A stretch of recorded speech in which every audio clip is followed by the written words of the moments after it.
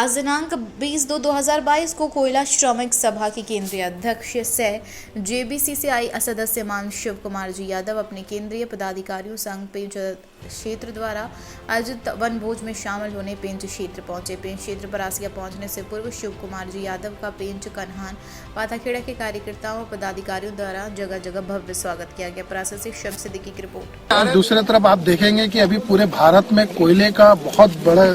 Crisis है,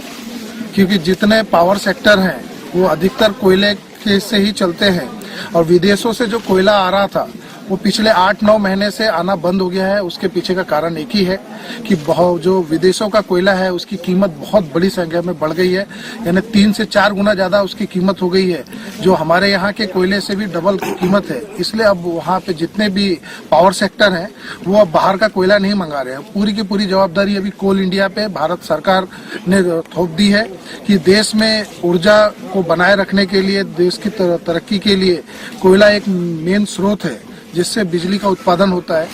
इसलिए मुझे नहीं लगता है कि स्टॉक की अब कहीं बात है, क्योंकि पूरी ताकत से सरकार या हमारे अधिकारी पूरी तरह से लगे हुए हैं कि कोयले का जितना भी कोयला उत्पादन हो रहा है उससे ज्यादा स्पीड में उसका हम लोग डिस्पैच करके पावर प्लांट तक के पहुंचाया जाए। तो इसलिए तो कोयले का स्टॉक का तो अभी मामला नहीं है, लेकिन जो दूसरा एक बहुत बड़ा मामला है इसमें बहुत बड़ा माफियागिरी चलती रहती है। हर जगह आप देखेंगे कि उसमें जो ट्रांसपोर्ट का जो टेंडर होता है वो ऑनलाइन होता है, उसमें इन्हें गिने लोग कम रेट में टेंडर ले लेते हैं और जानबूझकर फिर वहां आसपास के जो गरीब लोग हैं, जो एक एक गाड़ी के मालक हैं, उनसे वो लोग कम रेट में उनको काम देते हैं, जिसके कारण ये सब तकलीफें होती है। इसके लिए लगातार अभी प्रयास चल रहा है। जैसे महाराष्ट्र में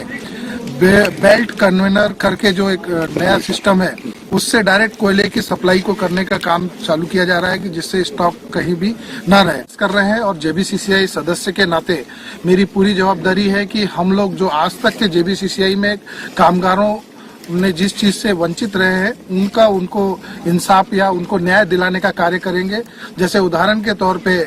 हमारे कामगार लोगों की जब मृत्यु हो जाती है किसी कामगार भाई की, तो उनके यहाँ पर अगर बेटी रहती है तो उन्हें हम लोग का लाइफ रोस्टर जो एक नियम है उसमें रखा नहीं जाता है और लड़कियों को, जो बच्चियों को रोजगार नहीं दिया जाता। तो मेरे नजरों में वो सबसे पहले महत्व का है, क्योंकि संविधान भी ये अधिकार नहीं देता है कि आप भेदभाव करो लड़का या लड़की में। तो हमारा ये जो इससे हमसे पहले जो लोग बैठे थे उन्होंने ऐसा क्यों अन्याय किया ये मुझे नहीं मालूम। हमारी पूरी ताकत से ये रहेगा कि इस बार के बेज बोर्ड में जो हमारा 11वां बेज बोर्ड है उसमें ये जो भेदभाव है कि लड़की और लड़के का वो बिल्कुल मिटाकर, जैसे भी किसी भी हमारे कामगार भाई की अगर मृत्यु होती है तो उनके बदले बेटे के साथ में बेटी को भी सेम उसी की तरह से लाइफ रोस्टर में रखा जाए और उनको भी